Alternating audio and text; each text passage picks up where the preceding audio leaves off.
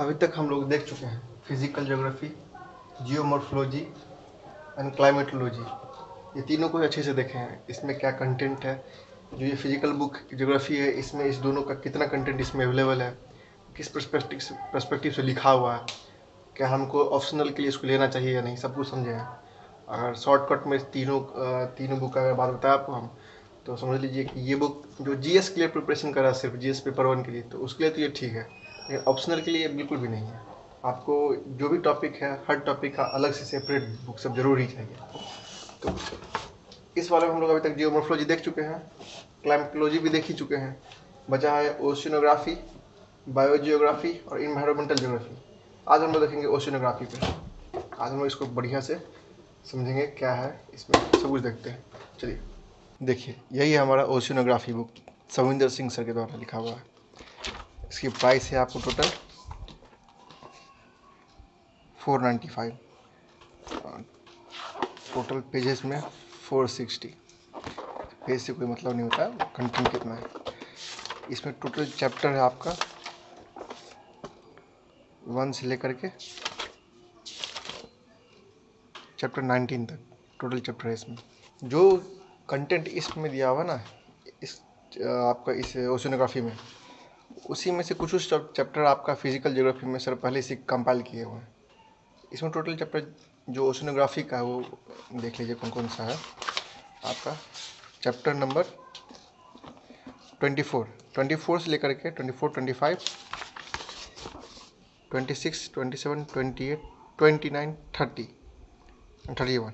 ये है आपका टोटल 8 चैप्टर है। 1, 2, 3, 4, 5, 6, 7, 8 चैप्टर से आपका है जो ओशिनोग्राफी का इसमें दिया हुआ फिजिकल ज्योग्राफी बुक में। अब देखिए, एक्चुअली में देखते हैं हम लोग कि इसका जो कंटेंट है, टोटल जब 19 कंटेंट है, इसमें से कौन सा एक्चुअली में कौन कौन सा कंटेंट है जो फिजिकल ज्योग्राफी बुक में दिया ही हुआ है, जो आप सबके पास बुक रहता ही है ये वाला जिसको आप पढ़ते हैं।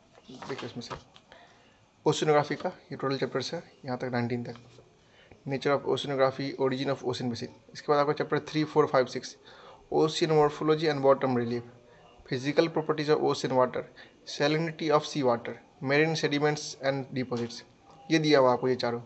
नेचर ऑफ ओशिनोग्राफी नहीं दिया हुआ है, ओरिजिन ऑफ ओशन बेसिन नहीं दिया हुआ है। इसी तरह से एटमॉस्फेयर सी इंट्रैक्शन ये भी नहीं दिया हुआ है, सी वेव्स भी नहीं दिया हुआ है, सुनामीज भी नहीं दिया हुआ है, सरफेस ओशन करंट दिया हुआ है आपका, water masses and ocean deep ocean current sorry. उसके बाद आपका टाइड्स दिया हुआ है, कोरल रिफ्स दिया हुआ है, ओशन हैबिटेट नहीं दिया हुआ, मरीन बायोम्स नहीं दिया हुआ है, marine ecology and biological productivity भी नहीं दिया हुआ है, मरीन रिसोर्सेज दिया हुआ है, man and ocean, Bermuda triangle ये नहीं, पढ़ना भी नहीं है बर्मुडा ट्रायंगल। चलिए तो ये चीज़ देख लिए क्या कंटेंट है जो इस बुक में है, और इस बुक का कौन कौन सा कंटेंट लिया हुआ है। ये देखिए आपको कंटेंट आपका जितना भी ऑरेंज में किया हुआ है ना 8 चैप्टर्स, वो इसमें दिया हुआ है। आपका क्या था वो, क्लाइमेटोलॉजी में क्या हुआ था ना कि थोड़ा ज़्यादा कंटेंट था, मतलब कि एक ही चैप्टर फिजिकल ज्योग्राफी में है जो 3 चैप्टर को कवर किया हुआ था थोड़ा थोड़ा उसको लेकर के, तो उसमें ज़्यादा था। लेकिन इसमें क्या ना कि जो चैप्टर है सिंगल चैप्टर इसमें भी यूज़ किया हुआ है, उसका थोड़ा थोड़ा पार्ट। अब थोड़ा जो कंटेंट है इसमें देख लेते हैं हम लोग, उसके साथ फिर यूपीएससी का जो हमारा सिलेबस है ना उसके साथ थोड़ा मैच कर लेते हैं। देखिए ये हमारा ओशिनोग्राफी का syllabus, bottom topography of the Atlantic, Indian and Pacific ocean. चलिए ये सब लोग समझ ही जाइएगा, आपका जो कुछ लिखा हुआ सारा कुछ दिया ही हुआ है इसमें भी सब कुछ दिया हुआ है। इसमें एक चैप्टर है आपका, एक टॉपिक है आपका सी लेवल चेंज, वो इस दोनों में से किसी भी बुक में अच्छे से नहीं दिया हुआ। तो मेरे पास पीडीएफ है, हम आपको अपने टेलीग्राम चैनल पे आपको दे देंगे, पुश लिमिट चैनल पे। अब देखते हैं कि हम सभी जो इसी बुक को पढ़ते हैं, चाहे वो टॉपर हो या आप हो या कोई दूसरे भी हो, उन्हीं टॉपर का हम लोग देखते हैं जो सजेशन वो देते हैं, वही चीज़ को हम लोग फॉलो भी करते हैं। तो इसी बुक को मैक्सिमम लोग इस बुक को पढ़ते हैं, और ज़्यादा से ज़्यादा हो तो जियोमॉर्फोलॉजी का ले लेते हैं। ओशिनोग्राफी और क्लाइमेटोलॉजी इस दोनों का तो कोई चर्चा ही नहीं करता है। लेकिन सिर्फ इस बुक को पढ़ने से हम लोग क्या क्या मिस कर जाते हैं जो इस बुक में दिया हुआ है, जो हमारे एग्ज़ाम में काम आने वाला था। देखिए यहाँ से ये कंटेंट है, मतलब चैप्टर है फिजिकल ज्योग्राफी का। इसमें जो आपका ओशिनोग्राफी दिया हुआ है, चैप्टर नंबर कौन सा था, relief of the ocean basin, ठीक है। ये जो चैप्टर है फिजिकल ज्योग्राफी में, यही चैप्टर आपको क्लाइमेटोलॉजी के बुक में आपको मिल जाएगा इस नाम से, ocean morphology and bottom relief, chapter number physical geography chapter number 24 ये आपको मिलेगा। इसमें देखिए जो इसमें इस ओशिनोग्राफी में जो कंटेंट है ना, उसमें ये सारा कंटेंट है 3.1 से लेकर के 3.11 तक। इसमें आपका इसमें 3.3 continental shelf, continental slope, submarine canyons, इसका अंदर इंट्रोडक्शन, डिस्ट्रीब्यूशन, ओरिजिन। उसका देखिए bottom reef of Atlantic, Indian Pacific. कितना बड़ा पार्ट आप छूट गया आपका। Ocean morphology, marine provinces. नहीं समझेगा तो फिर आगे इसको आप आंसर में इन्वेस्ट कैसे करेगा अपने आंसर को। इतना बड़ा सा deep sea fans and continental rise, deep ocean basin and associated features, abyssal plains, थोड़ा मोड़ा दिया हुआ है, टच किया हुआ है सबको। लेकिन जो एक्चुअली में जो कंटेंट जो इस बुक में है उसको आप नहीं पढ़ पाइएगा, बहुत हल्का हल्का सा इसमें टच किया हुआ है, वो भी आगे देखेंगे। दूसरा चैप्टर आपका इसी में, सेकंड चैप्टर आपका, चैप्टर का नाम है आपका physical properties of ocean water. ठीक है, मतलब कि जो इसका चैप्टर सेकंड चैप्टर है वो इसका सेकंड चैप्टर का नाम है आपका temperature and density of ocean water. वही कंटेंट आपका किस नाम से ओशनोग्राफी में, नाम है आपका physical properties of ocean water, chapter number 25। देखिए इसमें कितना सारा नेचर ऑफ सी वाटर, ये पूरा पार्ट ही गायब है इसमें से, इस बुक में। Hydrological cycle, constituent of sea water, physical properties of sea water नहीं लिखिएगा ना तो फिर आप इस आंसर को कैसे बढ़ाइएगा। बस सीधा सीधी कोई आप ग्रेजुएशन का एग्ज़ाम या 12th का एग्ज़ाम तो नहीं दे रहे हैं ना कि टू द पॉइंट आपको आंसर लिखना है। टू दी पॉइंट आपको आंसर लिखना है, लेकिन उसके साथ कंटेंट भी तो डालना पड़ेगा आपको, क्या उसका डिटेल है कुछ। उसको इंग्लिश नहीं करिएगा तो आपको मार्क्स मिलेगा ही क्यों। फिर आपको 300 प्लस कैसे जाइएगा मार्क्स में। ये सब चीज़ें इसको यही लोग मिस कर जाते हैं सब। छोड़िए हटाइए, आगे बढ़ते देखते हैं। और देखिए ऐसा नहीं है कि जो सब टच ये सब जितना भी ऑरेंज किया हुआ कंप्लीट इस बुक में दिया हुआ है। जिस तरह से क्लाइमेटोलॉजी में भी सिर्फ टच किया होता है, इसके अंदर भी उससे बहुत सारा सब टॉपिक है, उसको टच नहीं, थोड़ा करके इसमें बस लिखा हुआ था। उसी तरह से आपका ओशिनोग्राफी में भी है। चलिए आप देखते हैं दूसरा चैप्टर है। दूसरा चैप्टर आपका सैलिनिटी, नंबर आपका salinity of sea water, chapter number 26 physical geography में ये वाला। इसमें आपको देखिए कितना कम है आपका, 5.1 से लेकर 5.6 तक है। बीच वाला कंट्रोलिंग फैक्टर्स ऑफ सैलिनिटी ये गायब ही है ही नहीं है। मीनिंग एंड डेरिवेशन है दिया हुआ है इस बुक में, लेकिन वो मीनिंग नहीं, इंट्रोडक्शन है, वो भी बहुत छोटा सा। ये लंबा चौड़ा टॉपिक है, लगभग 1.5-2 पेज का है, ये बहुत छोटा सा है। देखिए सॉरी, और इसमें जो इस फिजिकल ज्योग्राफी में है बहुत छोटा सा में है।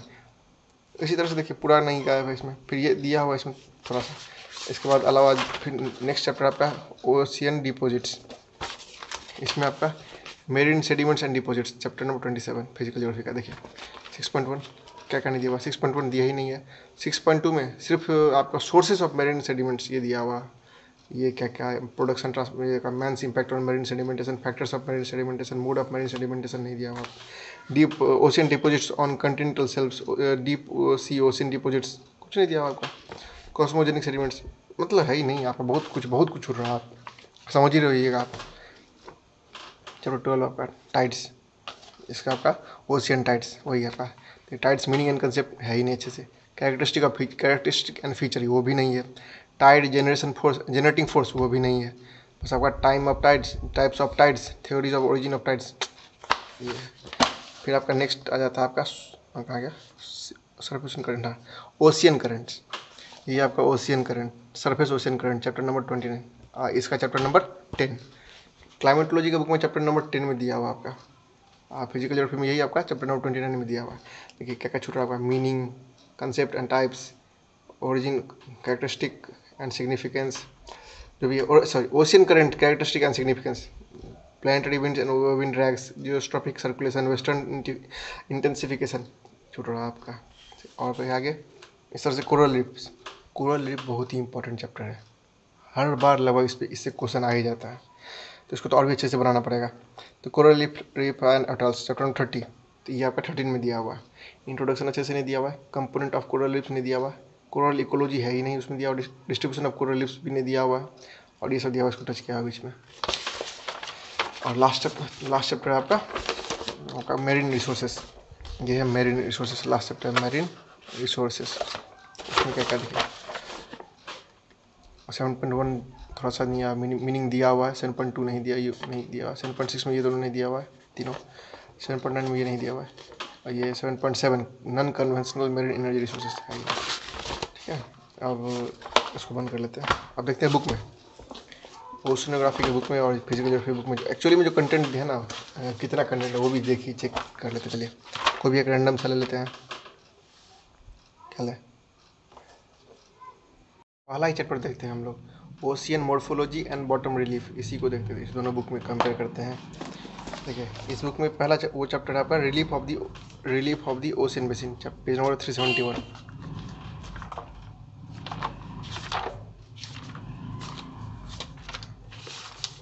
आपका आ गया 371, और वही है आपका इसमें ocean morphology and bottom relief. देखिए दूर में समझ में आएगा आपको। इंट्रोडक्शन दिया हुआ है, हाँ ठीक, इंट्रोडक्शन दिया हुआ है इसमें आपको। फिजिकल ज्योग्राफी का बुक है, आइए ओशियनोग्राफी। इंट्रोडक्शन ठीक। इसमें आपको ओशियन मॉर्फोलॉजी, मेरीन प्रोविंसेस, यहाँ पर कहाँ, कहीं नहीं, सीधा सीधा आपका स्टार्ट हो गया है कॉन्टिनेंटल शेल्फ। सीधा सीधी डायरेक्ट कॉन्टिनेंटल शेल्फ कहाँ आपका इसमें, देखिए कुछ कहीं भी नहीं है, कहीं भी नहीं है। यहाँ पे कॉन्टिनेंटल मार्जिन है, कॉन्टिनेंटल शेल्फ आपका यहाँ पे। ठीक, अब दूसरा टॉपिक देखते हैं, कौन सा, कोरल रीफ। कोरल रीफ्स देखते हैं, बहुत ही इंपॉर्टेंट चैप्टर है। इसमें कोरल रीफ है आपका चैप्टर नंबर, कौन सा चैप्टर है, 24 चैप्टर नंबर 30 कोरल रीफ्स आ गया, कोरल रीफ्स। और इसमें आपका चैप्टर नंबर 13,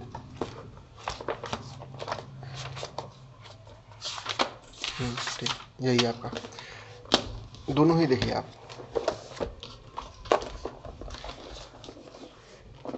इंट्रो दिया हुआ ठीक। इसका सेकंड टॉपिक है आपका फिजिकल ज्योग्राफी का। सेकंड टॉपिक आपका conditions for the growth of coral पोलाइप्स।